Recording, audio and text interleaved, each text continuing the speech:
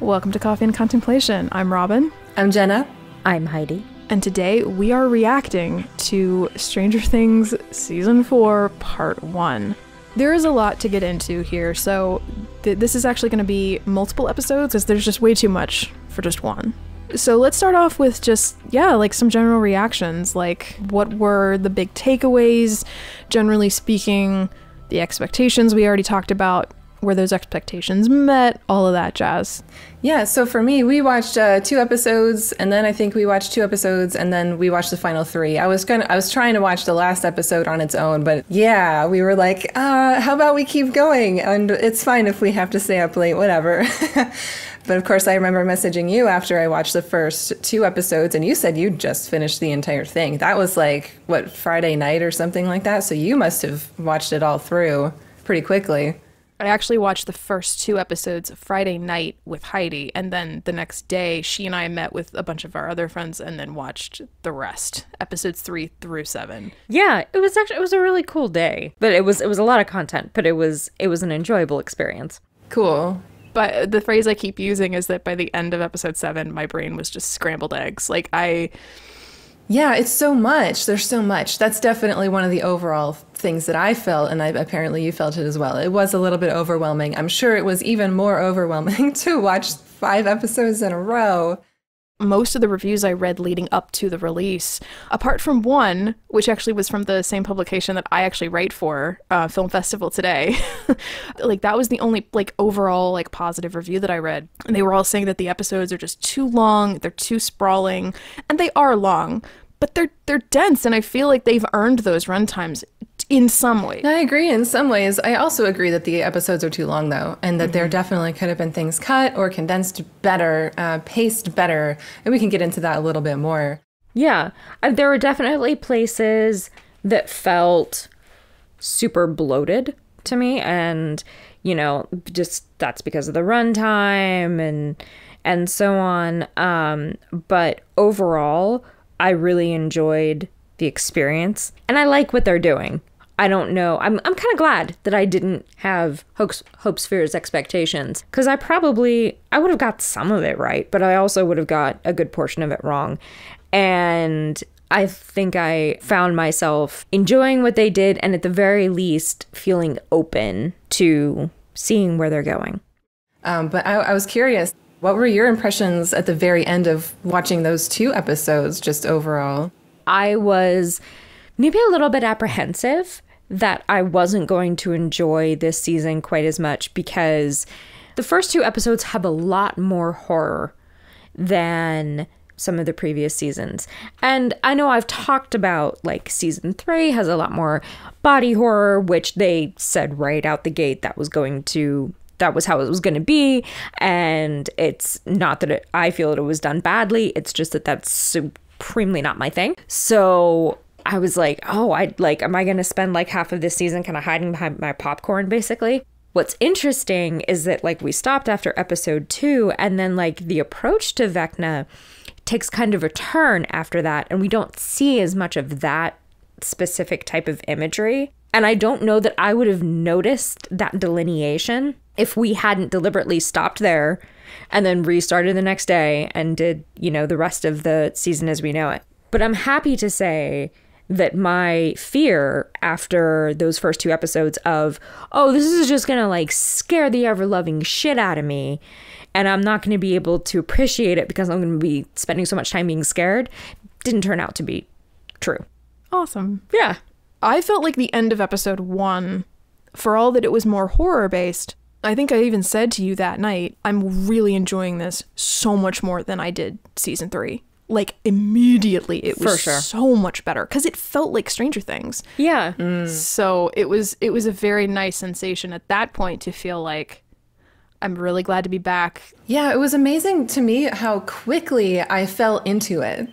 Mm-hmm. And some things were disjointed and weirdly paced, but overall, I really enjoyed it. I really liked it. I had a really good time watching it. It was so compelling. This was such a compelling season. You always want to know what's happening next. It was very gripping. And I also think that it's not the kind of compelling where it's compelling in the moment, but then after, like, when you go back and think about it, you're like, yeah, but I mean, some of that happened, but I feel good about it now, even with it like not right in front of me. Does that make sense? Am I explaining that very well? Yes, absolutely. That makes sense to me. Yes.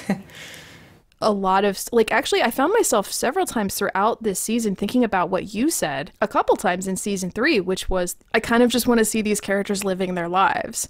Because so much of the beginning of the first episode is them just living their lives and dealing with ramifications from previous seasons.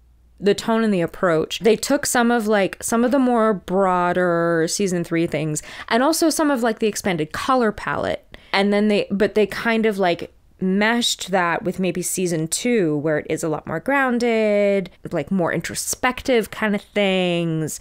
So I like that it feels much more connected cinematically to seasons 1 and 2. Well, and yeah, I mean, like the themes of growing apart and growing up. So relatable. Yeah, I think that like straight out the gate, it was a really successful first couple episodes. I really enjoyed season 4. I have some big issues with the ending, but I also feel like you can feel them trying. The only thing about the beginning that I was very deeply upset by was the opening sequence, the misdirect of the massacre at Hawkins Lab. Because of that, and because of the events, the national events that have happened very recently, the way that they presented it actually reminded me a lot of Gus Van Sant's film Elephant, which is basically a movie that's inspired by the shooting at Columbine. So it was very uncomfortable going in, and it's not going to be a sequence that I rewatch. I don't know, I think it's also making us look at, like, was it necessary to present it in that way with that much blood? And I remember thinking, actually, that was one of the reasons that I liked the first episode and the second episode so much, was because it was like, despite that opening, I mean, because they released the opening sequence online before the actual season dropped, and I was very ready to be big mad about how they presented all of that, because I hated the idea of that actually being something that Eleven did. I never thought she did it. Even watching that scene, I was like, she didn't do it. Just watch. It was somebody else. On rewatch, they really focus on the hands and the fingers being twisted. And I was like, oh, shit. Like, should have picked up on that probably. So that kind of made sense. They were trying to give clues as to who did this in some of the very first shots. But I guess maybe they could have done without all the blood. Maybe that could have been a thing. I keep coming back to that scene in season 1 when Eleven first kills those 2 guards, and how that scene is basically bloodless, and yet it's incredibly powerful. Yeah. And incredibly moving because of the cinematography, the editing, and Brown's performance. Because, and honestly, I want to say that's probably a really great example of all elements firing on all cylinders, because it's those things I just said, but it's also direction in terms of like figuring, like them directing the action and the blocking of the sequence, because she does. It's that she stands up, her shoulders go back, she spins around, her chin goes down, and then bang, she throws the guy against the wall. And the impact is the dent in the stone. This whole season, I was so interested in what was happening in Hawkins. That is where the action was happening. That's where the intrigue was happening. I want to know what these kids are doing, what they're figuring out. I want to know about the Creel house. I want to know the lore here. And I do want to know how it's connected to the Hawkins lab, if at all, or or anything. Well, let's talk a little bit about Hawkins. Like, let's dig into some of our characters there a little bit. Yeah, let's talk a little bit about Max. The Max scene with her defeating Vecna was really incredible. I actually don't want to get into like the, here's the why and so on and so forth, because I want to save that for, I was like, I don't need to do episode 1, but I'm doing episode 4. Yeah. Yeah. Yeah, what I appreciated about Max at the beginning of this season is that she's still reeling from trauma, and so few characters were. Yeah, and the way that she keeps pushing everybody away. Something that I didn't like is how the way that Lucas kept treating her. Oh, really? Yeah, because it didn't feel real. There was something so stiff about all their scenes together. I think there's maybe only 2 conversations that they have like this, but each one felt weird and like, it didn't work for me, where he's like, Max, I'm right here. Like, talk to me or whatever. And she just pushes him away. Like he's acting so differently in all of his other scenes. Maybe that's it. He just acts completely differently with her. I don't know. Interesting, because I actually really liked their interactions. So that's so fascinating. Like the scene in the hallway between them, like in the very beginning, I liked that scene a lot because it felt organic to me.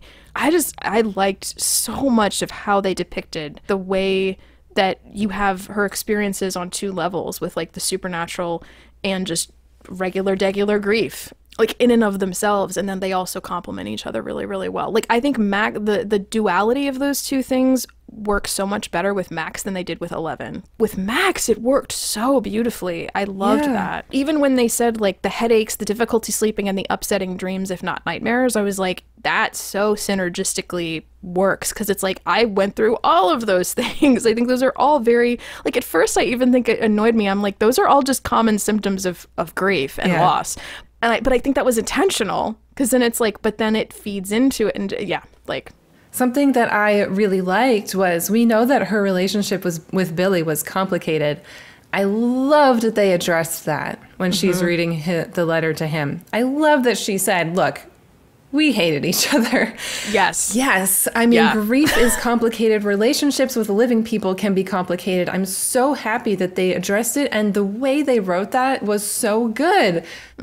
And maybe she's not exactly mourning the relationship that they had that they lost, but the one that they could have had and lost. All the possibilities are gone. Everything that could have happened with them down the road is gone. And that's one of the biggest parts of, even if it was somebody that you loved dearly, whatever is down the road that could have happened is gone. That's the finality of death. That's the finality of grief. That's the worst part of it, when you think about all the possibilities that are just completely gone. And I just love the way that they put it. 100% same. Like I liked being able to go back and rewatch that scene, because as soon as she sat down and started reading it, I was like, okay, please do this well. And they did. I could not be happier with how they did exactly what I was hoping for. They bridged the gap between season 2 and season 3 Billy. Like, well, not so much his characterization, but just Max's relationship with him. And like, you know, especially in chapter 4 in the sauna test, I think we were speculating about maybe that's what she's saying. Maybe that's where that all came from, but we had no evidence of that. It was all like interpretation and speculation, but now it's there. It's right there in the show. And they also didn't belabor it. That letter was very nice and succinct, and it was just long enough. I loved that. I expected to be very emotional during that scene, but the scene that makes me super emotional was the running up the hill sequence, and particularly the monologue, or the montage rather, with all the cutaways of all her memories. Like it was so spot on. So such a good end to the episode. What a good place to end it, which really I appreciated, because it made stopping easier. And because like we stopped watching after episode 4 and we did the next ones the next day. And so I appreciated that it didn't end on some cliffhanger, and that we were like, all right, let's go to the next one. That was a really nice pacing narrative moment where we could take a breath, and I appreciated that so much. And it was really well done. and it was so compelling. The sequence where she's running and the song is playing, so compelling. They just did fantastic. And Sadie Sink did such a good job that whole time. It was so good. Well, and I loved the way that they managed, like, the urgency of that, of the other three, the three guys, like, going, you know, the, like, what is her favorite song? Like, just, you know, and it felt like you feel the tension there in such a realistic way. And I did the second time knowing exactly what was gonna I mean, we'd seen a lot of the clips of that in the trailers, so I figured, like, okay, well, that's got to be coming up soon. And Max is also in clips that we haven't seen after the graveyard, so chances are she doesn't die or anything here. But it didn't take anything away from that, from the urgency and the stakes of those moments. And it's just so lovely. And again, knowing that I said it in the Hope Sphere's Expectations, that it's the Junkyard group, it's that quartet. I love that group so much. Yes. It's 100%. I love the fact that we have somewhere to go with Max's character, because she's in this spot. We can go somewhere with that. It's great. Yeah. I feel very vindicated, because I remember, like, right after season 2 came out, and even into season 3, I remember like some of the fan conversation that I saw was like not very favorable towards Max. Like there were a lot of fans, there were a lot of people that loved Max and loved Billy, but a lot of people were like didn't like the introduction of those two characters, which I remember just being like, that's one of the reasons you need the second season, is because you don't have them. You don't have Max in season 1. And I love her. I've loved that character since she was first introduced. So I love that she got such a great arc. Yeah. So much screen time. I love it. And it works. She's just such an important part of the ensemble at this point. And she gets to be her own character. She's not just there to serve the rest. Which is one reason why I'm glad that they broke up her and Lucas in a way, you know? Like, this show has been kind of dominated by the male characters and the male, stuff from the 80s. I read an article. I didn't really agree with everything this article said, but it was like, this is supposed to be 80s nostalgia, but it's really just like 80s boy nostalgia stuff. Because the Duffers were boys in the 80s. Like, where's all the girl stuff? Like, even Max is into boy stuff. And like, okay, all right, I get that. But like with Max, when she first came in, I was like, all right, well, we're introducing a girl, which means that she's going to be someone's girlfriend because we have a surplus of boys, right? And that's what happened. And that kind of annoyed me. So I'm kind of glad in that sense that they broke her and Lucas up.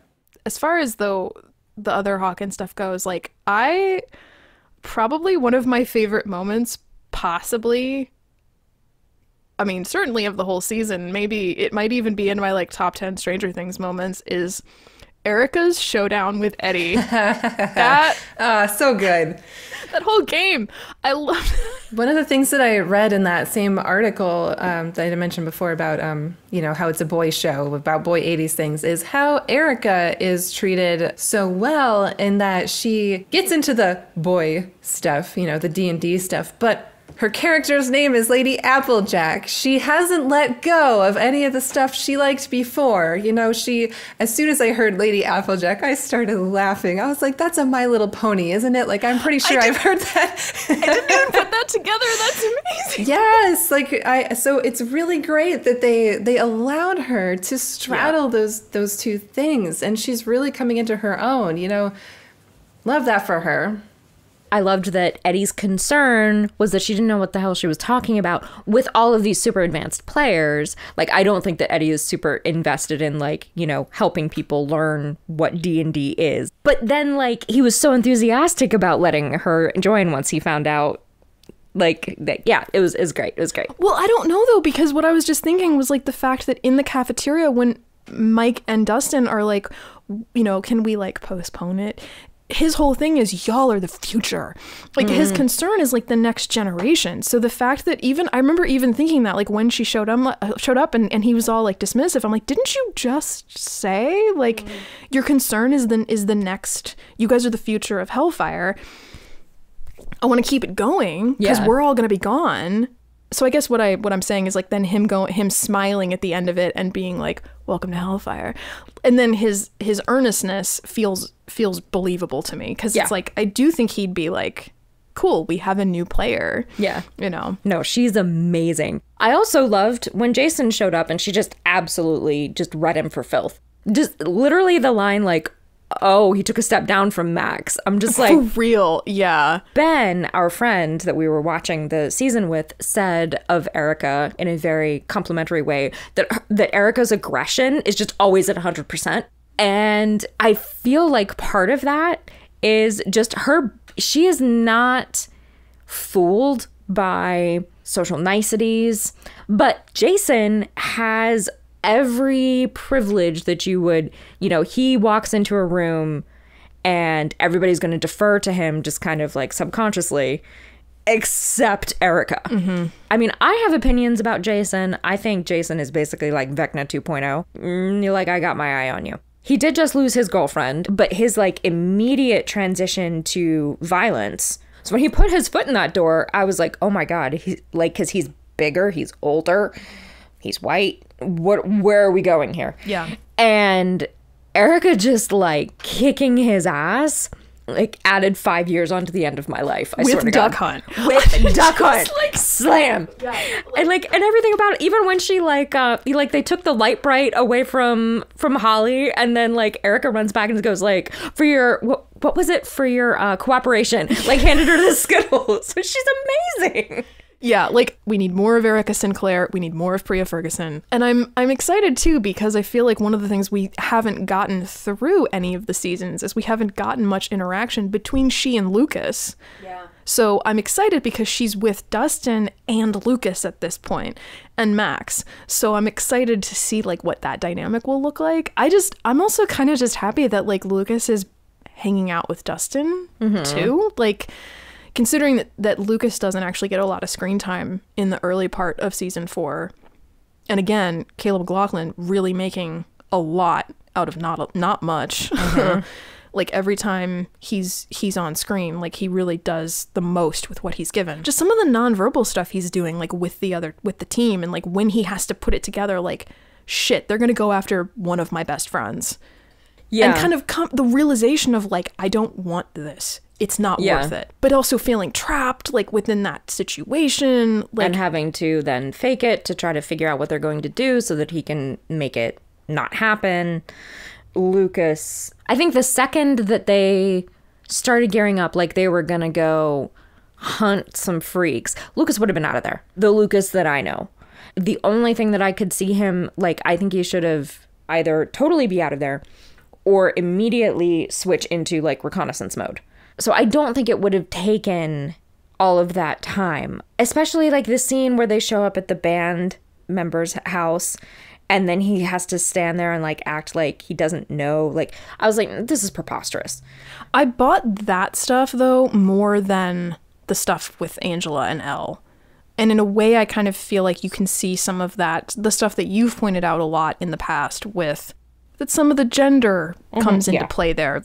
I do have a problem with Erica's character, though, which is like, where do you take a character like that? You know, she's such a confident person. Wouldn't you just love to see her doubt herself, have a moment of self-doubt that she has to overcome, but to come through it on the other side, stronger or something? Depending on what they do with Steve at this point in terms of like his injury. Like if she saw that he was really hurt, like something like, I'm not saying that specifically, but something where like she hasn't really seen the stakes of like, she knows what they are, but I don't think she's seen anything like where it's like, no, like she didn't know Hopper, so even his death doesn't mean a lot. So maybe not even necessarily like doubting her confidence, but like just kind of getting scared, like seeing the real... That's a good point too. She could just be shaken to the core by something, not necessarily her own self, but yeah. Because even all of the serious stuff that she was part of in season 3 was some of the stuff they played for laughs. Like when the elevator fell, it was like they're all just screaming. Yeah, you know? and even like Robin and Steve getting drugged, and they were just making fun of them later. Yeah. I just would like to see more of Erica, but I do have a feeling that Erica is going to be more present, like a lot more present in part 2, because I saw an interview in some of the press that they were doing where I think it was Good Morning America, where Priya Ferguson said that one of the things that's nice about this season is that you get to see more of what Erica actually can bring to the table. And I don't think she was just talking about the D&D match or like the sassy comments that she's made so far. Like, she was the one who noticed the lights, but I just have a feeling she's going to be a much, much more active participant in part 2. And I'm like super here for it. Oh yeah, absolutely. All right, let's talk about the older teenagers. I remember you and I were a little bit uncertain about how we felt about Eddie initially. But I'll say for my part, by the end of the season, I like Eddie.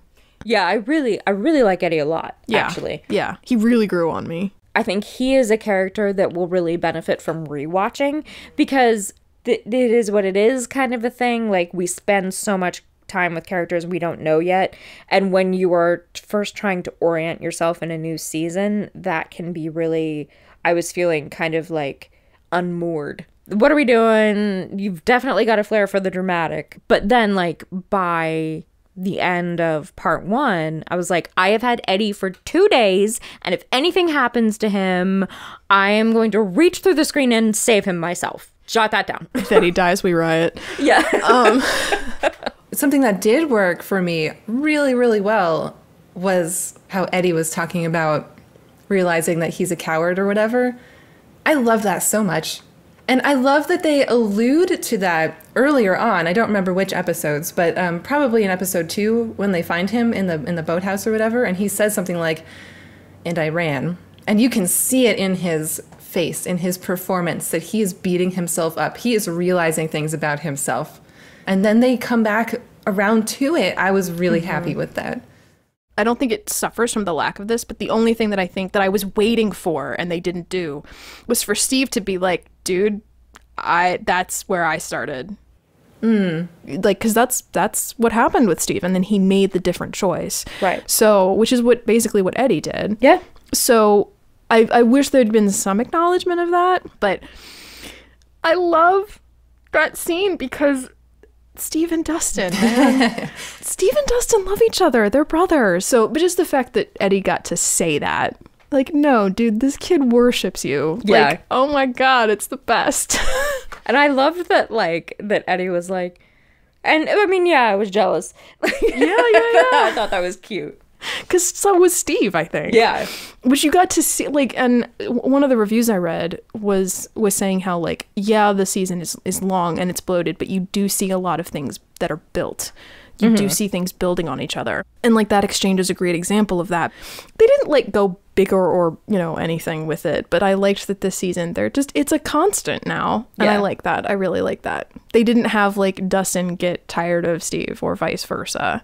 Or, like, oh, you're cramping my style, get out of here, kid. Like, I don't know. I just like that it's maintaining. And I mean, Steve is always like, well, why am I the babysitter? But, like, I don't see it as that. No. Yeah. I just love it. It makes me so happy. And I that's one of the reasons that I'm like, if they kill Steve. I'm going to be so pissed. But I kind of feel like they might be like, it might be another misdirect. Because I will say, when Nancy got taken at the end, that totally did not see it coming. Heidi even said it when we were watching it. She was like, Steve should have gone first. He's injured. Something, though, that kind of pissed me off was how they retconned their own selves within the season. You know, like, everybody had to go through a week of headaches and nightmares and bullshit. And then it was like, oh, no, we're just going to take Nancy, like, right now. It's fine. I didn't even think of that. That's a really good point. It was such a big moment for Max to realize slowly that her symptoms were the same as the other 2 people who died. And we're just going to throw that in the garbage, kind of, sort of. And Nancy never saw the clock either. Yeah, it's just out of nowhere. Maybe it has something to do with being in the Upside Down to begin with. That could be.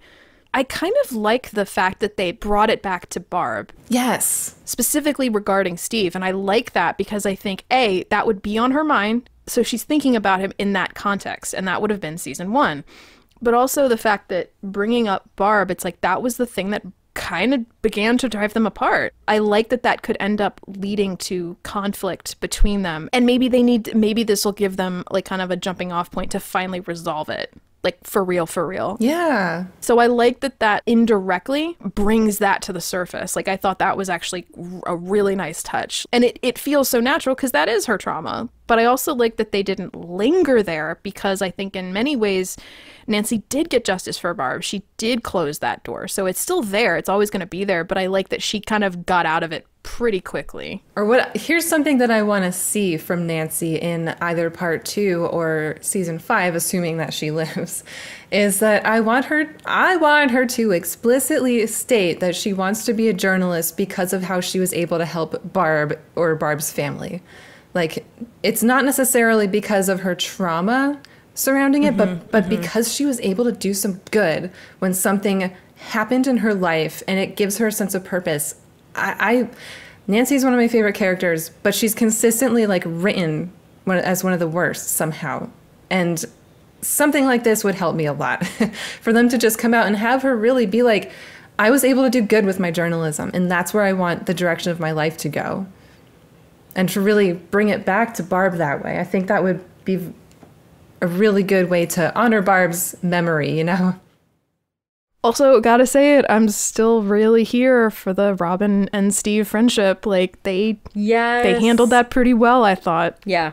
I also like that Steve clearly has kept Robin's secret. Right. they walked a very fine line with Robin in terms of like I feel like they acknowledged the fact that it's not totally safe for her to be out. Yeah. But they also don't like take it too seriously, which I think a little bit more stakes wouldn't have hurt, but I don't mind the fact that they also kept it. They acknowledge it. They sidestep it by her saying, "I'm a pariah. I can't just go around asking girls out." It's like, okay, all right, I'm satisfied with that. I wish they would do more with it, but yeah. I'll take it. One thing that I'm a little bit still uncertain about how I feel, and I think the second part is going to determine where I stand, this potentially rekindled romance between Steve and Nancy. How do you feel about that? I know this is so divisive in the fandom in general. I'm sure it is. Ships usually are, and that's fine. Everybody's going to have their opinions, and I just want to say I respect anybody's opinions on their ships. Like, whatever. Have at it. That's the fun of this bullshit, is getting to decide who we like have to be together.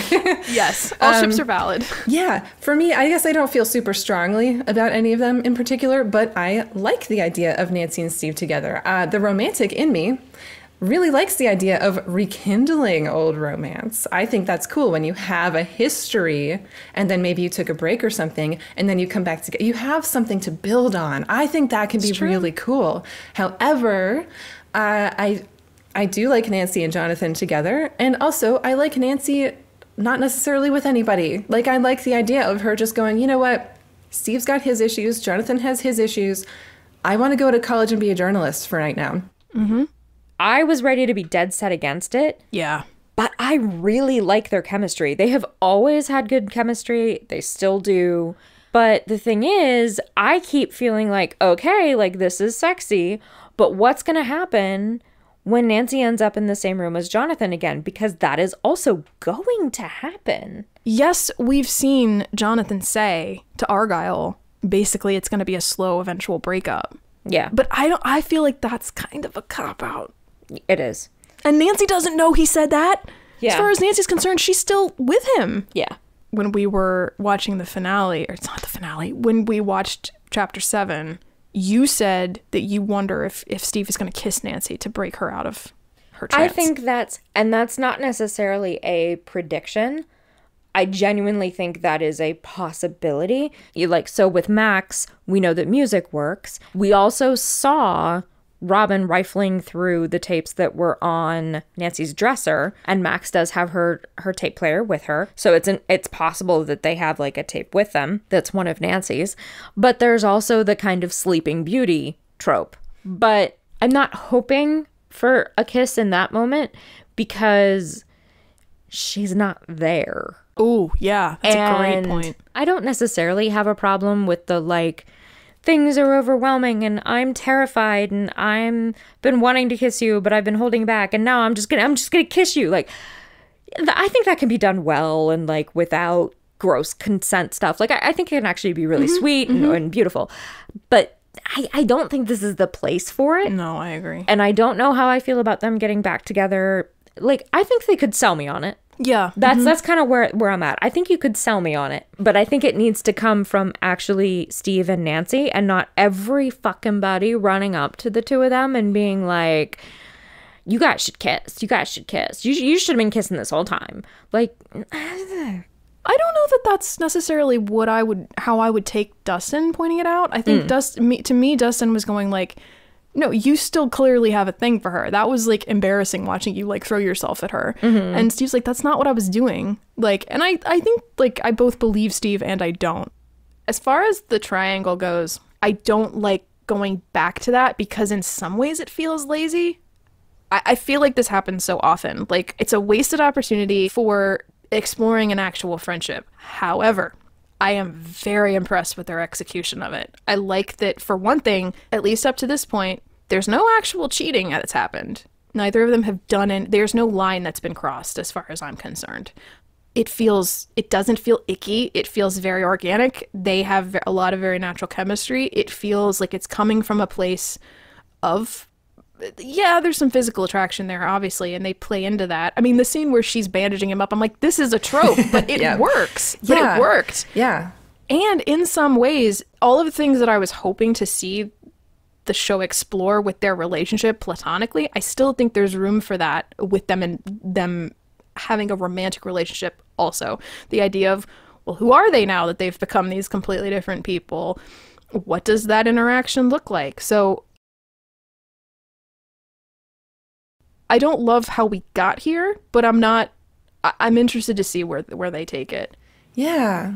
I think probably my biggest like concern with it is, how does everybody get to have a happily ever after? Like, how does someone not get hurt? That's my big concern, because when Jonathan's because I do like her and Jonathan together, and I feel like Jonathan got short shrift this season. I have to try to take a step back from being in the very online 2020s and realize that even Karen hasn't tried to call Mike after he landed in California. So it's like, okay, fine, yeah. Nancy and Jonathan haven't talked in a while. I just need to accept that that's how shit happened in the 80s. Like, I wasn't a person in the 80s. I was a baby, so I don't remember. I don't know how it worked, how little people really communicated long distance. But even if Karen hasn't checked in with Mike and hasn't yet realized that she can't reach him even, then I should just let it go that Nancy and Jonathan haven't quite been communicating.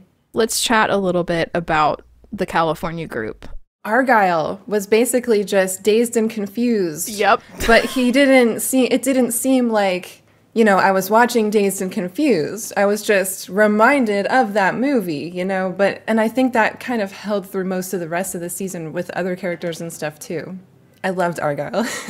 Yes, I loved Argyle too. And I think actually, like, Argyle is kind of on paper, he is a walking, talking cliche.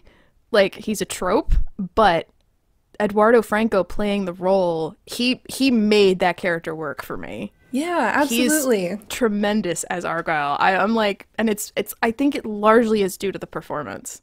So I love Argyle. Argyle's my dude. I don't know if I want to get high with him, but I'll hang out with him. He went from a like, oh my God, another new character, why, to just being like an absolute delight. Yeah, I really love him. Let's talk a bit about Jonathan. I like the direction his character takes. The more I think about it, the more I like it. I like the idea that he, you know, maybe his way of coping or maybe his way of trying to rediscover who he is without having to cope with all the shit now that they're all fine, is to become the person that he's become and to, you know, smoke a lot of pot or whatever, and to not fix his car and have his stoner friend drive them to school or whatever. But it seems, doesn't it feel kind of relatable in some sense though, to just, you know, decide at some point like, you know what, I'm going to smoke pot and go to community college. Like, it's not necessarily how I felt at 18 or 17, but I think that can be very relatable. It's just we don't get to see him get there. Something was like off about it. It just didn't feel like, I find that with Jonathan, it's not even so much like I mind the idea of him like being a stoner or not wanting to stay with Nancy. Like, I actually feel like we could have gotten there, but in a way that felt more believable to me for his character. I do not buy, especially when all like him saying like, I gotta be here for my family. I even said at the end of season 3, I'm like, I believe that he would go with them and not stay in Hawkins to be with Nancy, because his family will always come first. That I buy. However, Joyce is surprisingly doing perfectly fine. Doesn't seem to be grieving Hopper at all. We don't get to see it anyway. We don't see, I mean, we get the one exchange between he and Will where he's like, hey, have a good time. And he's like, okay. Like, that's not enough for me to justify him saying my family still needs me. I'm like, Elle, Will, and Joyce are fine. Like, to me, a more like expected trajectory that I thought Jonathan would take in terms of just like his mental state would have been, oh, no one actually needs me. So what is my purpose? Like, and honestly, like, if that had been what he said in his conversation with Argyle or some variation thereof, I would have bought it. I absolutely would. Because then he's like, what's the point? Like, it almost would have led to a more like, all right, fine, I guess no one needs me. Yeah. That's been his whole purpose ever since we met him in the first shot of him at season 1 when he's making breakfast. It's like, Because I don't buy that he doesn't want to go to college. I fundamentally do not buy that. He has put his dreams on hold because of being needed by other people. He's wanted to go to NYU since he was 10. When did that change?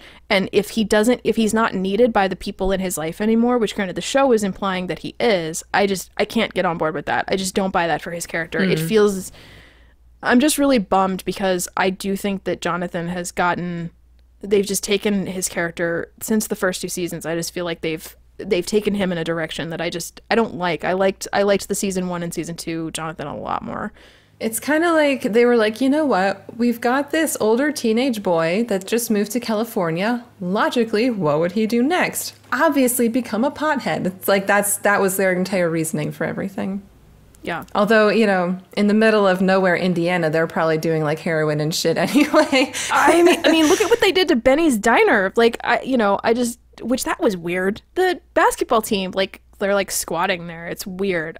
And it's not like, oh, Jonathan can't, like, I just feel like if he became a stoner, he'd be doing just. He realizes his family doesn't really need him anymore and falls into a pit of self-doubt. That's pretty much it. And he either copes with it by doing weed or whatever, or you know, that's just incidentally a part of that. It doesn't necessarily make it worse or better. It's just a part of what he does now. But he just falls into that pit of self-doubt because he realizes the people he loves don't really need him. I totally buy that. And whether or not the drugs are in the picture and getting so high at the dinner table that he can't even register what his mom is saying to him, like, fine, whatever. But they don't really do that. They kind of play it more for laughs than anything. Yeah, he's starting to feel expendable, and that makes me very sad. Oh, that's a good way to put it, though. You know, as the season progresses and we start to see, like, Jonathan being called to action through Elle getting in trouble, through shit going on with Will, the agents attacking the house, so on and so forth, Jonathan just snaps back into his old self. And in a way, like, that works, but also in a way, I'm like, so why were we doing all of this other stuff and saying that he was this completely different person who's just like a loser now, when we know that that's not who he is? So that's Jonathan I hated the stuff at the skating rink. Yeah, my God, when she was out there surrounded by everybody, I was just like yelling at the screen, like, go out there, like, go be with her. Why are you just standing there doing nothing? And then I saw somebody post, I think on Twitter, like, you know, if Max was there, she wouldn't have stood for that for a second. She would have gone right out there, slapped some bitches, and dragged Elle off the rink. Oh, fuck yeah. And Mike and Will were completely fucking useless. That made me so mad. I also don't get the characterization of why Elle has been lying all this time. For real. I don't get it. That never really gets explained. She never really says why. And the question is asked multiple times. Mike asks her and Will asks her a couple times, especially after all that bananas they went through last season with him lying to her. Yeah, it makes no sense. Like, I get that they wanted to go a certain direction stylistically with that whole opening sequence with her saying that everything's fine and it's obviously not fine and having that juxtaposition, but it doesn't work in terms of her character. She's very different. She doesn't understand social cues. She was a lab rat, like, for the vast majority of her childhood. So she doesn't have socialization skills outside of her extremely small circle, all of which is gone now, except for Will. She literally can't speak English super well. But I could see her, like, especially because she doesn't have access to her powers, just, like, drawing in on herself and becoming much, much more angry. And all of that. So, like, you could end up at the same place where she ends up beating up the prom queen without doing all this weird shit. I think they were trying to make the parallel between what happens at the roller rink and what happens in the lab in her memory to make that connection. And I just think it was a little too heavy-handed. And the fact that literally everybody at the rink is in on this joke. Yeah. Even if you are in a small town, that's not going to be the case. Like, you're not going to, like, you know, you usually have in, like, a high school, like, some kind of queen bee who, like, rules either through, you know, adoration or fear. But you never have someone who is so incredibly popular that every single person agrees with them when they start bullying somebody. You always have people who are at minimum uncomfortable with what's going on. And also you have people who are opposed to what's going on. So like there would have been other students there who would have run up and been like, hey, are you okay? Or it just, I hate to use the phrase, it's not realistic in a show about alternate dimensions and tentacle monsters.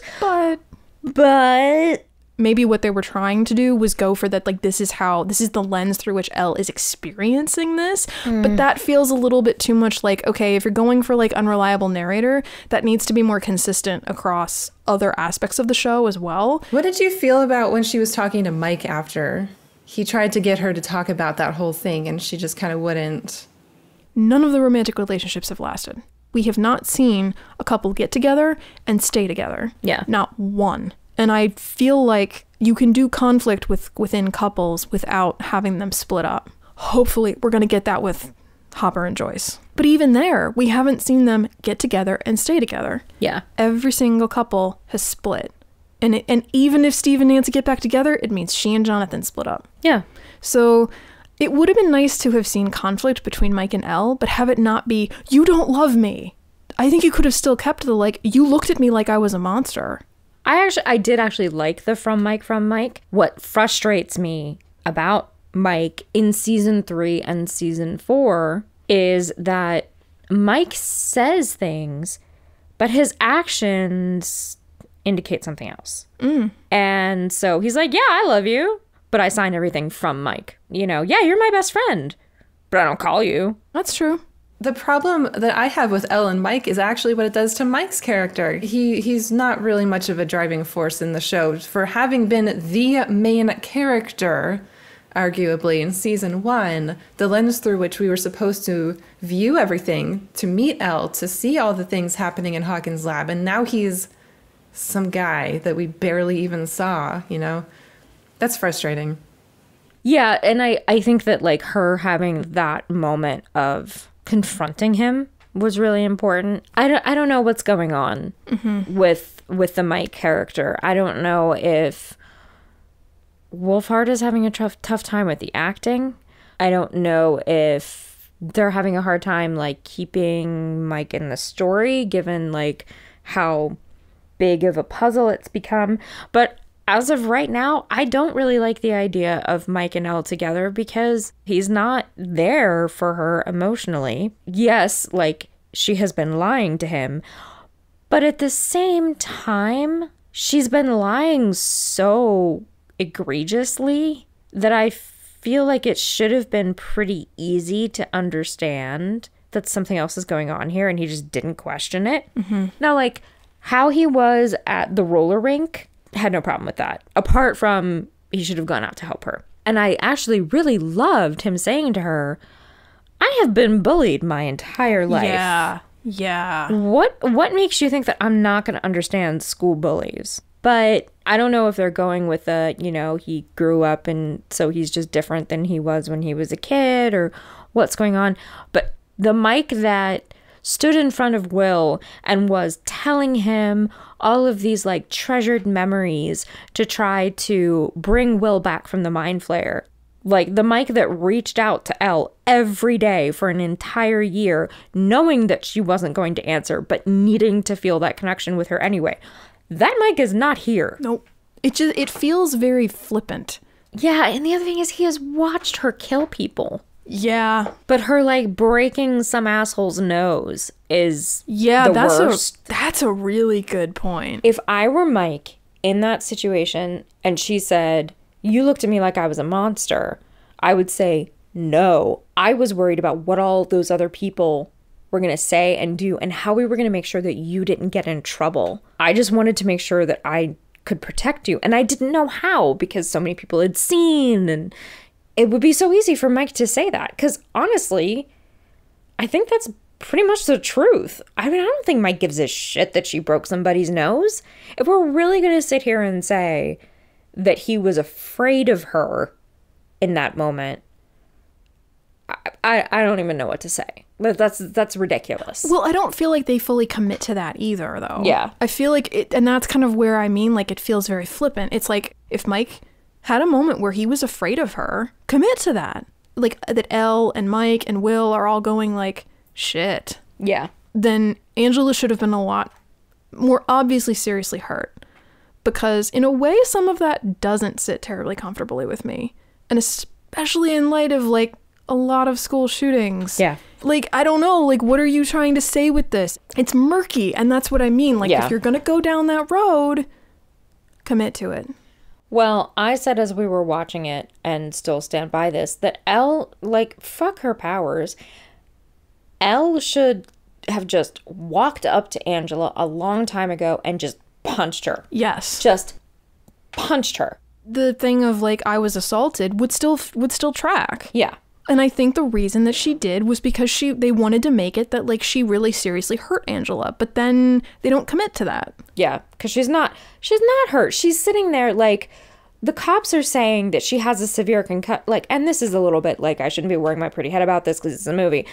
But pretty much anytime you have a concussion, you have a loss of consciousness. Angela never lost consciousness. She was not, some of the other symptoms are that people are dazed. They don't remember what happened. They can't do the thing where they track your finger with their eyes. Angela had absolutely no symptoms of a concussion. So when that cop was like, she has a degree 2 concussion, I was like, no, she fucking doesn't. She has a broken nose. I thought they were going to do that when the first, like, in the immediate aftermath, when she first sits up, she does look really dazed, and she's, like, kind of expressionless. Yeah. And then she starts crying. She starts screaming. And I'm like, yeah, it felt really murky. It feels enough to make me very uncomfortable. Yeah, if you actually, you bring something up here, because we watched the first episode less than a week, I think, after the shootings in Uvalde. I kind of knew what to expect, but simply the way that they shot it, I'm very, very glad they put a warning there. I didn't make it through that scene. I had to stop watching.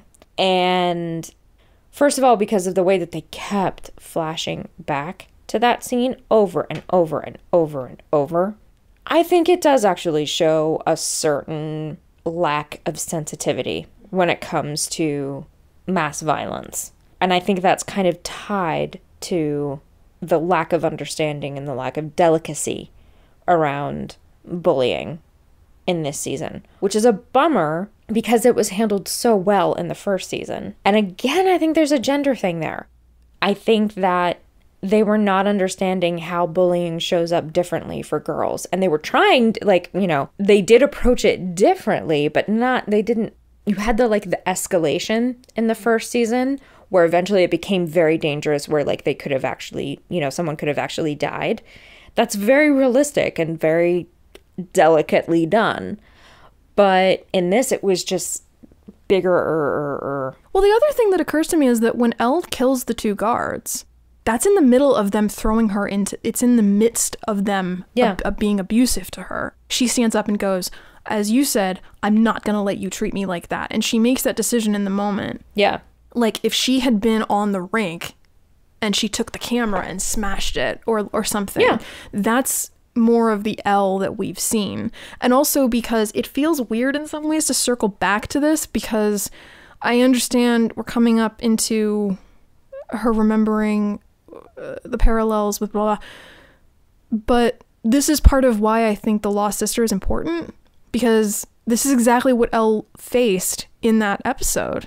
And so in a way, this felt regressive to me. Yeah, I think we've also done the Am I the Monster thing twice, at least. It was also very unclear if those flashes to the Hawkins the massacre at Hawkins lab, is she actually remembering those things or not? It was a little bit murky there too. Yeah. My biggest criticism of season 4 so far is actually the way that they did the massacre and the way that they led us to believe that Elle was responsible for so long. I understand that it services the plot twist to not know who committed the massacre, to not know how it went down. But they did not need to imply that it was Elle who did it, and they did not need to show it in that way. God knows we all wish that those children had not died in Uvalde. But even if that hadn't happened, that was not the only school shooting that has ever happened. I mean, there have been multiple shootings since then. How did you feel about Will? I like that he's not being either physically or psychologically tortured this season. That is a definite plus. That is very true. They're making it like the writing is on the wall that he is gay and that he is in love with Mike. And like, I could be wrong about that. Like, he could be gay and not in love with Mike. That would be a big relief. But given the material that we have right now, that's kind of what the indication is. And I don't think that we have the time or the space to handle that in a way that is respectful of how incredibly soul-damagingly sad that is. Will does point out, though, there's that scene before the shootout in their house where he says, it wasn't the police or whoever that saved me. It was you, Mike. And that's actually, I was like, oh, okay, I guess that could be part of it. You know, like Mike has saved him multiple times at this point. It wasn't Owens that saved him in season 2, though. It was Mike. It was the kids. So that, okay, I get that. I will say I did like the short scene between him and Mike in the junkyard where they're talking on the car. I just rewatched that just before we started recording this, just so I could have it fresh, where he says, what if they don't like the truth? Yeah, what if you come out, he doesn't say come out, but what if you come out with something, any secret to somebody you care about and they don't like the truth? Like, yeah, that's very powerful. Like, it's way more risky to come out with this shit than to someone you know than someone you don't know and don't care about. Mm-hmm. Well, and especially after what happened between them last year. At least it still seems to be building towards something. In that Variety article, and then I read in a couple other blurbs I've seen that apparently there is going to be, they've said there is some resolution in part 2. They said we're looking forward to that because then we and the cast can start talking about it, because that's part of the problem, is that there's so much they can't talk about. So that is actually going to conclude this episode. It's just that we had such long and in-depth conversations, as we always do, that it's taking me a bit longer to edit everything down into something that's reasonable to listen to and coherent for that matter. So bear with me. But thank you very much for listening. I hope that you enjoyed what we have presented so far. And of course, we definitely want to know what you guys all think, so you can catch us as usual on TikTok and Instagram. We also have an email address. All of that information is in the show notes, as always. I will also be popping onto TikTok here and there because we recorded these conversations before some of the new photos had come out and some more information had been revealed. So there are a few things that I had some thoughts on, so I will keep plugging away on these reaction episodes, and the release of that episode will be before part 2 drops, obviously. Probably within the next few days is my goal. Of course, hope everybody listening is happy and healthy, and until next time, over and out.